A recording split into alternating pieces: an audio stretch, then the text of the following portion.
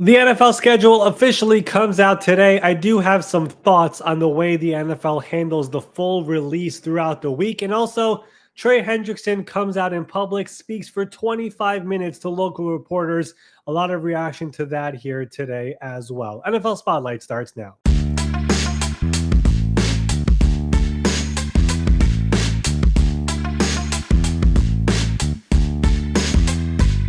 Welcome in. It is the Wednesday, May 14th edition of the NFL Spotlight Show. I am your host, Ari Meirov. The big day has come. The NFL schedule officially gets released tonight. We will know every single game for all 32 teams, where it is placed, where they're going to play, how many games they're getting, who's going to have that wicked 3 straight road games in a row. All of those details will be coming out tonight. And like I said in the open, we have another Trey Hendrickson update, and this one goes even another step after our episode that we had yesterday. Let me bring in my good friend Ben Allen.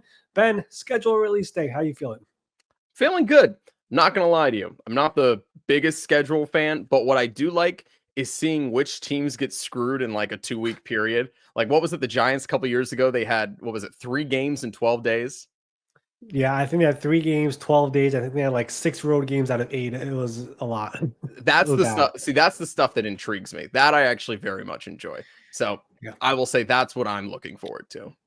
I love seeing the quirks. I love seeing all these different things. And of course, the people who are involved with creating the NFL schedule. Howard Katz, this is his final year doing it, by the way, the legend of the NFL schedule, final year for him. Mike North, Charlotte, all these different people throughout the NFL schedule makers. This is their Super Bowl today when the entire world officially finds out. And then they get all these calls from all 32 teams complaining about why did you do this? And they get calls from all the networks, from so many guys, by the way, now with NBC, ESPN, CBS, Fox, Netflix, YouTube, ESPN Plus. Am I missing anything, Ben? Regular YouTube and YouTube TV. Regular YouTube is coming out, Peacock, whatever, you name it. They have everything here nowadays. So all those phone calls officially start coming in today and tomorrow and the rest of the week. And we're going to dissect the schedule here on tomorrow's show. But I did want to talk about one thing here about the NFL schedule. Maybe you want to send me up on this one, Ben. Yeah, I do, because there's obviously, we look at, like I was saying, every year there's these trends, there's these things that come out and we go, why? Like, why did this happen? Why is this what happened? And then also the whole way of how we find out, where it's like, here's a game today, here's a game tomorrow, here's this, that, and the other. I'm just very curious. If Mr. Ari Meirov was in charge of this, you do the whole schedule. What are you doing to fix things? What is it that needs fixed? What doesn't need fixed? Like, what would be the things that you would want to institute from the word go? All right. I mean, the way the schedule is made, it's fine with me. I'm not going to complain with Mike North and all those people who put it together and put in months and months of work. I think they do a tremendous job. It was about 5-6 years ago when the NFL made this entire schedule release into a big event. And what they did was, it was just one night, Wednesday or Thursday, we release everything. Boom, you have it, you get it, that's it. A couple of years ago, they changed it, where they were like, from now on, we're going to release it on Wednesday or Thursday or whatever day it was. But the days before, we're going to drop out a couple of games here and there to try to get some more attention to this thing. So the NFL has clearly decided to roll out the schedule in this breadcrumb fashion over here before the full release on Wednesday night. I don't mind that strategy in general. I actually like it. But the way they are doing it just makes no sense to me. And just to recap what has happened here, the current rollout that we've had this week, they're announcing basically one game here, one game there, An ESPN game gets revealed on Good Morning America. An NBC game gets announced on the Today Show. Fox is using their big upfront presentation to announce a Fox doubleheader. We have CBS using CBS Good Morning. So far, we've learned who's playing in the opener. Eagles, Cowboys, that is great. That's a big one to know. But then we're getting these reveals about a Week 10 Monday night game, or a random Week 10 Monday night game. Big game, Eagles, Packers, but I don't think any fans right now wants to hear about a Week 10 Monday night game. We have a Week 16 doubleheader for you. We're going to give you one of the 3 Christmas games. It's like there is no structure to the way they are releasing this in this breadcrumb fashion. So I have an idea of how to change this up. Again, I like the idea. The structure has to be changed. So I do know some folks from the league office are probably going to watch this. So if you love this idea, I don't need the credit. Just do it next year. But the way I look at it, you could still use the upfront presentations. You could still use all those morning shows, but give it a rhythm. Drop one full slate per day. This is the way I look at it. First of all, Sunday night, just do one game. Drop the opening game of the year. Who are the Super Bowl champions playing in their home stadium? Set the tone for the week. Give us that game on Sunday night. Now we're ready to go. Monday, Good Morning America, wherever you want to do it, give us the entire Monday night schedule. Tuesday, give us the entire Sunday night football schedule. Wednesday, you give us the holiday schedule and the international schedule. That means we're going to get Black Friday, we're going to get Christmas, we're going to get the Thanksgiving games, we're going to get London, Ireland, Spain, Australia, Germany, wherever you want to go. Give us all of that here on Wednesday. Thursday morning, give us the full Thursday night football schedule on Amazon. Give us all of that. And then Thursday night, give us the entire full schedule. End of story. By doing that, now you own the entire week. Every day becomes a full conversation. Every podcast, every TV segment, Twitter, X, Threads, whatever you want to call it, they're going to be talking about the games, and everyone's going to be trying to dissect if this happens here, that happens here. You're creating a puzzle for the fans. That's the way to do it. I don't like the current structure of just, we'll get you one game here and two games there and this doubleheader in week 16. It makes no sense to me. I don't think there's much reaction to it. Honestly, I tweet on my X page a lot of different news. I ignored some of them this week. I was like, this is too random. It's too specific. So I think we need more structure to this, and that is my idea of how it should be done over here in the future. The NFL loves owning the weeks. They know their football games only happen from September to February. They got to fill out the rest of the months. They have free agency, they have the draft, they have the combine, they have schedule release. I think you got to schedule release a little bit better. Then you have the Madden ratings, and you do all these different things to take up the entire offseason, whatever it is. That's all great. Schedule release week could be done better, and that is my idea for it. Not gonna lie to you, Ari. It's one of the better ideas I've heard from you. That's actually makes a lot of sense. Like I'm a very much a thinker of like, if it just makes sense, just do it. Like to me, that's too easy not to, right? I mean, the initial idea that they had when they realized the schedule announcement was such a big deal 5, 6, 7 years ago, where they were like, we should not just do one night for this and that's it. We should try to take up more days. So they realized how big it was and they decided to change it. That was smart on them. But the way they've changed it just makes no sense to me. It's now, I don't think it's getting as much attention. I don't think they're squeezing all the juice they could out of this entire schedule thing. People are thirsty for football, whatever it is. I mean, I could tweet a person changing his jersey number and it does 1 million impressions. I mean, people are so interested in football stuff. I think they could do so much more when it comes to the schedule release, and I don't think they're reaching the fullest potential here. So that is my idea for next year. The NFL also, part of the reason why they changed the structure was because a few years ago, all their games started to leak a little bit, and they're like, we don't want this. So they started doing it a little bit slowly. But I think this is a much better idea. Do multiple games at once, full slates at once, and every single day you're going to have a conversation going on wherever you want, which is what the NFL wants. They like dominating all the TV channels. I know there's NBA playoffs and NHL playoffs and MLB regular season and all that going on right now. The NFL schedule would overtake all of that on some of these channels, and I know that, and you know that. What do you think would be the biggest holdup for that happening? Like, why would they not just institute that like ASAP? There shouldn't be a holdup. I don't know what the holdup is. I do know part of the reason as to why they are using these, Good Morning Americas and Today's Show. Like, I get why they're doing that. It's a whole different audience as well. You're trying to bring into football, so I get that. You could still use them. Like, there is no problem. You use them for one game or two games, but put out the entire slate later in the day, whenever you want, whichever platform you want. There are ways to do this. I know they love using the upfronts as well. People don't know what that is. It's a very, very big presentation for those big companies, whether it's Fox or Amazon or NBC or ESPN. They all have it over here, so they love using those also. But there are different ways of maximizing this. So I don't like the current structure. Like, I mean, you saw it, Ben. They announced a week 16 doubleheader. Like, no, I get it. It's week 16. It's a Saturday. Fox announced it's the first time ever they're having a doubleheader on Saturday and whatever. like, I get it, but there's better ways to do this, right? So that's my idea for it. I think it could go into place whenever they're ready. I think they could do it next year, and I think they're going to realize this is a much better idea to maximize all of this.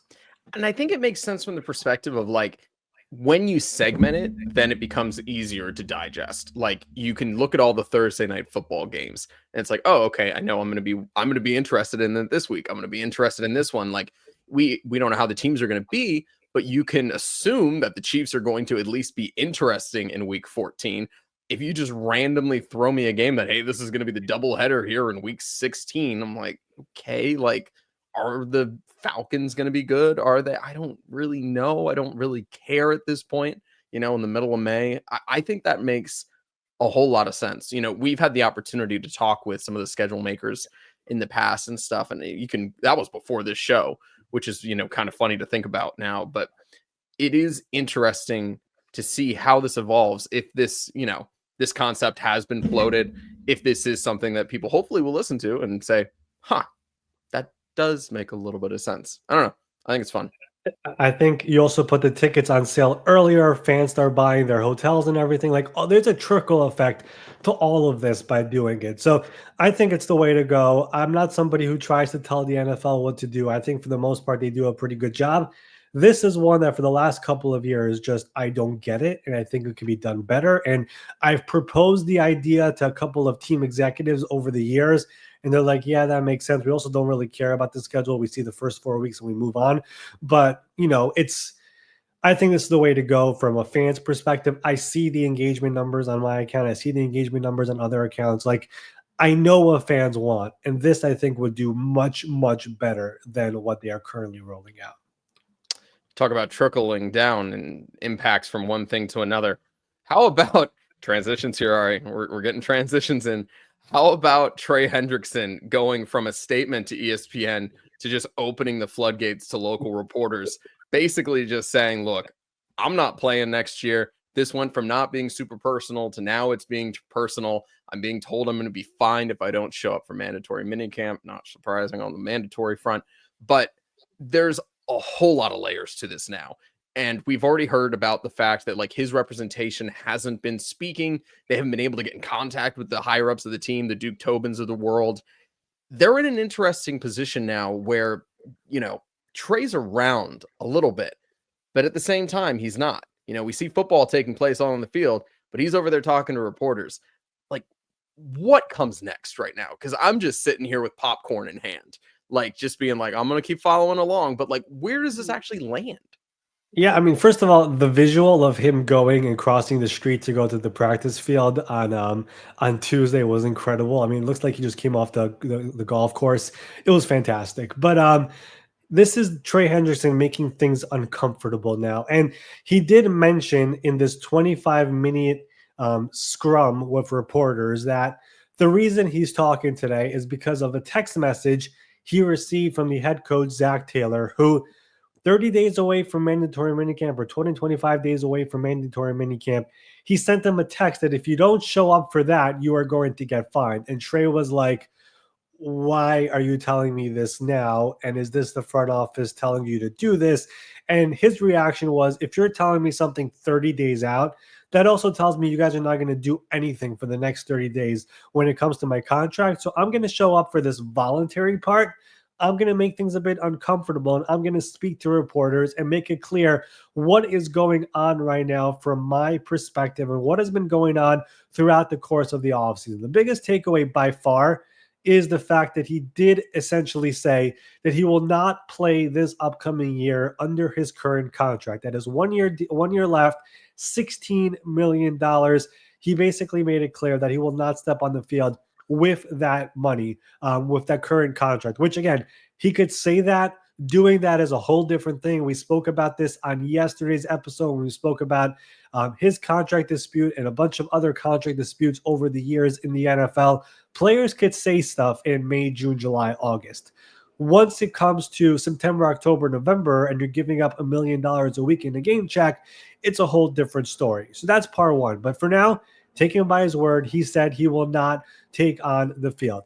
Again, he reiterated the fact that there has been a really, really bad communication issue throughout the course of this offseason. The one word that Trey Hendrickson kept on saying throughout the day on Tuesday was, it's very, very disappointing. And like we said yesterday, the communication element is that the main people in that front office who are there to negotiate a contract have not had many discussions or any serious discussions with the Trey Hendrickson camp. And like Trey Hendrickson said, they told him a year ago that we're not going to do anything now, but go produce in 2024, go have a big year, and then we are going to talk about your contract and give you your well-deserved payday. And of course, we know what he did this past year, 17 and a half sacks, led the NFL, second in defensive player of the year. We know everything, what he's done in Cincinnati, really ever since he got there as a free agent a few years ago. And again, he said he wants to stay. It has to be on his terms. And by the way, like I know he mentioned Zach Taylor, the relationship between him and Zach Taylor is in a really good spot. Like Zach has nothing to do with negotiations. Zach is the head coach of the football team. He is not the one who officially decides who gets paid, who does not get paid. That is not about him. But again, Zach was the one who sent the text. And again, there are a lot of questions out there about, is it actually Zach sending the text or was it somebody else telling Zach to send the text? The other big thing over here, and I think one of the big tells over here also, is that he said he is looking for a multi-year deal. And it does sound like, from his words, that the Bengals to this point are only willing to do something short-term, whether that's a one-year deal or changing his current one-year contract. That is not good enough for Trey Hendrickson. And I think we've known this for a while. We've mentioned it here on NFL Spotlight in the countless times that we've spoken about Trey Hendrickson. But now he's making it clear that he's not looking for that. He really wants a multi-year deal, obviously with strong guarantees. And again, it makes sense for a player who's coming off the year that he had and the potential production that he's going to have moving forward. And the reality for the Bengals that this defense is simply not good without him. I know they drafted some guys. Shamar Stewart is coming in. Sam Hubbard retired. There's a lot of players there on that team that are basically question marks.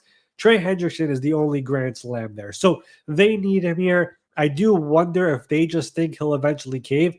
I don't get that sense at all. Trey Hendrickson, throughout the offseason, we know this because we interviewed him on the show back in December. He's not the biggest media guy. He does not like doing this stuff, but he's doing it because he is super frustrated at this point. What is it? Being a McAfee 2-3 times, obviously doing what he just did with the press conference or the scrub there at the team practice field. And of course, even going to ESPN multiple times and putting out those statements. That is not Trey Hendrickson. It's not what he has been through the course of his career, his first 7-8 years here in the NFL. Everything has changed because he's been waiting for a new contract for the last several years, and he has not gotten that multi-year commitment from Cincinnati. So this will remain a stare down. There is no end in sight. I do not see the Cincinnati Bengals trading him.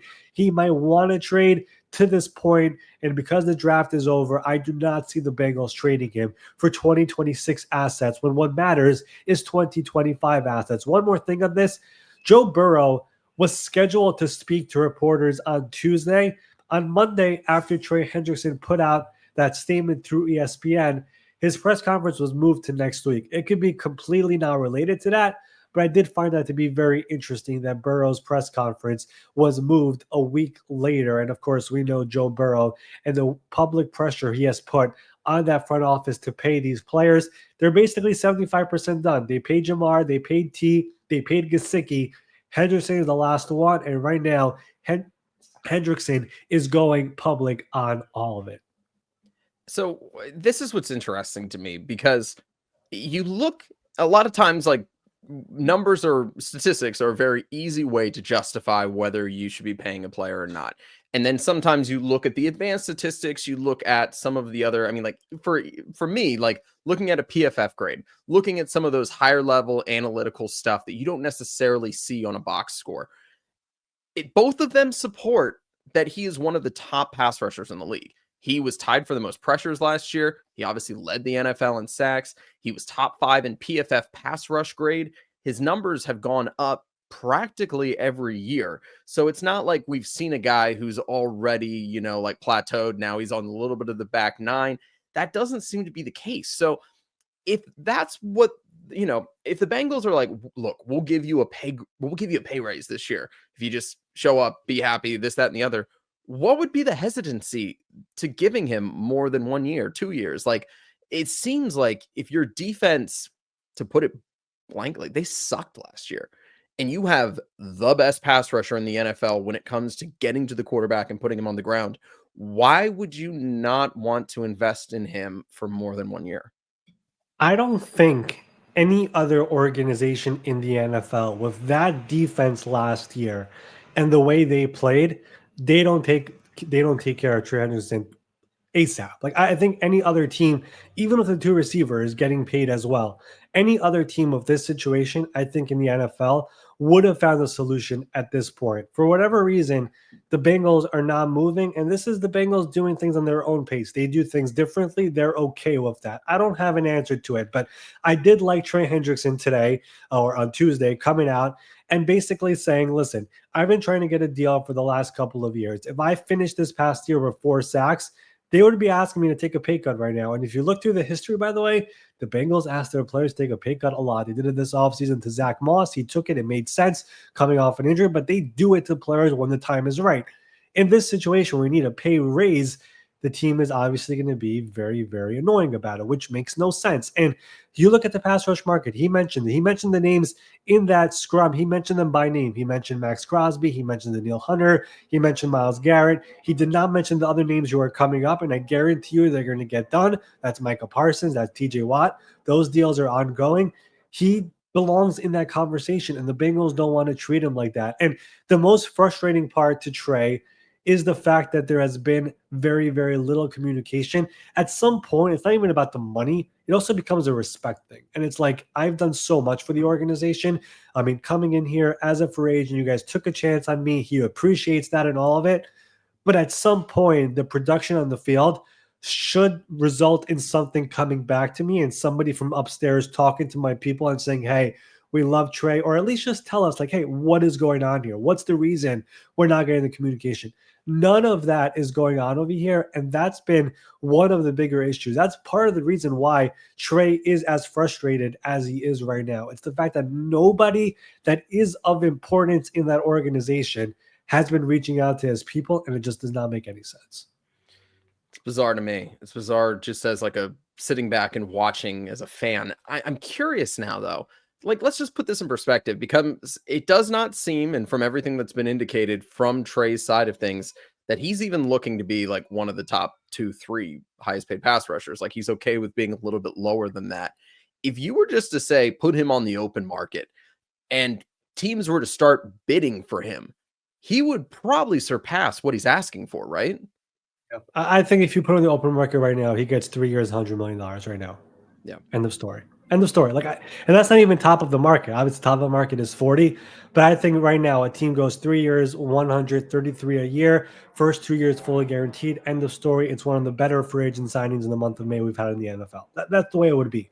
But again, he's not on the open market. If you want to get him, you have to trade for him. And of course, the Bengals are not looking to trade for him unless you overpay like crazy, which of course is not happening right now in the month of May. So there is just it just does not make sense. It just doesn't. And again, he's not asking to surpass the Myles Garrett number. He's just not. Like, he's looking to get somewhere in the 30s. That's been the belief around the NFL. People who know the situation, that's really where the number is supposed to come in. And again, they could have done this last year before the market got up. They could have done this 2 years ago before the market.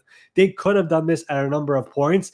And he did a Band-Aid deal a couple of years ago to try to make him happy, a 1-year extension. Okay, fine. They have never done the full long-term commitment. And right now, he's not even asking for the 3-4 years. Like, I think a 2 or 3 year deal with a nice amount of it guaranteed, which is what he's worth, would get the deal done. But they're not even close to having those conversations. At least have that discussion. It's not happening. It's very bizarre. Do you think that the Bengals anticipated this happening? Oh, of Like the course. public, like how would they have not have, right? Like, I know he's No, not like, even when he spoke to us, like, full transparency, when when we speak to people, we speak to them during the interview, but we speak to them before and afterwards. And he was somebody who very much came across as like, look, I don't like doing this. I'm Yep. not, this isn't really my thing, but he was incredibly kind, thoughtful. We talked to him. We were able to talk to him, about this, that, and the other.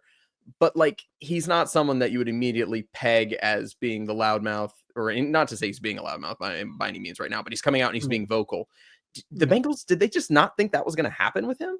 No, I think they knew it, and the frustration have been boiling for a while behind the scenes. Like it's been known since last year. He's been wanting that new deal, and last year they told him just play it out and be good, and he stuck to their word. He was like, you know what, I'll do that. I'll be a good warrior. I'll be a good soldier. I'll do what it takes. And he was playing hard the entire year, even though the defense was not good, even though the team was losing. Like all of it, he was one of their hardest working players, and of course we saw it all year long with those 17 and a half sacks and the pressures and the team leader that he became. So it just does not make sense. And they knew this was going to happen. Like people in that building, they understand that Trey is frustrated. The people who have no control over the contract negotiation, let me make that clear. Like they get the situation. They know Trey is upset. They know he deserves something better. But at the same time, the people who matter, again, the people who matter in this situation, they've been MIA. It's crazy. Is there any timeline to this? Like, is there any like breaking point for either side? Well, mandatory minicamp, like you said, it's coming up in 20, 25, 30 days. I'm assuming he's going to be there and just stand at the sidelines, I guess. But that's when it just becomes awkward. And for a team like the Bengals, let's just take a deep bird's eye view at this. This is a team that was celebrating a couple of months ago because they got Jamar and T done. They finally were able to kind of squash that we're cheap narrative for a little bit. And of course, now it's back. But they were able to squash it, right? And it was like, you know what? 2024, tough year. We had the most passing yards with a quarterback, triple crown receiver, most sacks, pass rushers. Somehow just missed the playoffs after coming back at the end of the year after a terrible start to the year. Let's get rid of the distraction. And it was like, holy cow, they're finally doing it. Like Jamar got done, T got done. We have a new defensive coordinator. We're signing a few players here and there in free agency. We're going to patch up the offensive line at some point. Draft comes, they pick a few players and all that. And now you have this issue of Trey, which has been going on all offseason long. And now it's just becoming a distraction and a bigger distraction and a bigger distraction. And once we get to the mandatory stuff and the training camp stuff, that's when it just gets insanely loud. And then it's uncomfortable for the entire roster. And that's when everyone is being asked about it. And that's like the last thing you want, especially in a year where you're expecting to make it back to the playoffs and make a Super Bowl run. I mean, look at last year with the 49ers. I mean, that was a year to forget for them. The Ayuk stuff, the Trent Williams stuff, the McCaffrey injury, like all the stuff that was going on throughout the course of minicamp and training camp, that exhausted them throughout the year. And of course, there was a Ricky Pearsall getting shot on top of it. Like they had so much going on, but there was a lot of things going on off the field that they could have probably avoided. And of course, it just took so long. So you want to go into camp with all that contracted offseason stuff behind you. And right now, the Bengals are poised to go into all the mandatory stuff with it still over their heads. So I'm not a money expert by any means, but Jason Fitzgerald's over the cap definitely helps a little bit with that. I'm just looking at the numbers right now. The Bengals have $22 million in effective cap space, and they only have $6 million in dead money, which is the second fewest amount of dollars in dead money in the NFL.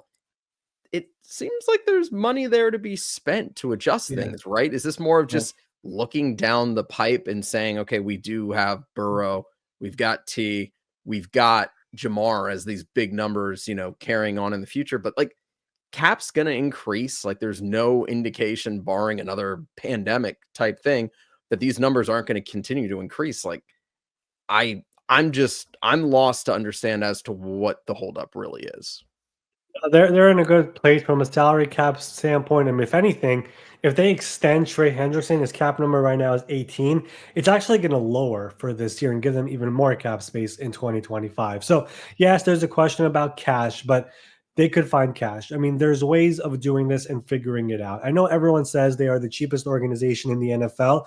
If we're being honest, like they do dish out money with you, like the amount of money they're paying Jamar and they're paying Joe and they're paying T. Higgins and other players, like they went on a free agent spending spree a few years ago. Like if people remember, all those defensive players, like they have money to spend if they want to spend it. But over the course of their history, they have a long history of just having these contract disputes with players. We mentioned all of them yesterday on the show. I mean, from Jesse Bates and T. Higgins before the deal getting done this year, and Jamar Chase last year, Carson Palmer, Carlos Dunlap, TJ Osmanzada, Chad Ochocinco. It goes on and on and on and on. They have a long history of this, and this is just another one.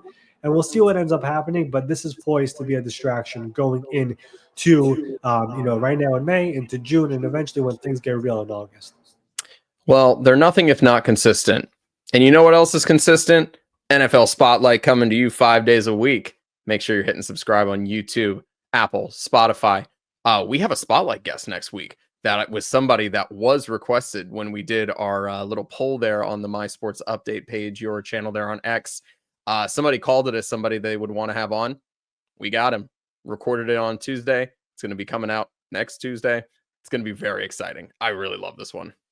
That's what we call a tease. It's a free bet to do it, and it's somebody, like you said, that people want.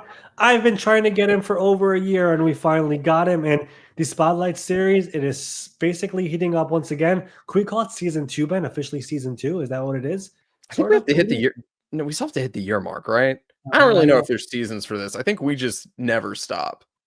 All right. I mean, we kind of stopped there for in the draft, but okay. Well, you're going to pick it back up over here for the rest of the offseason. No, I just mean the show. There's never really seasons because I don't think we really take days off.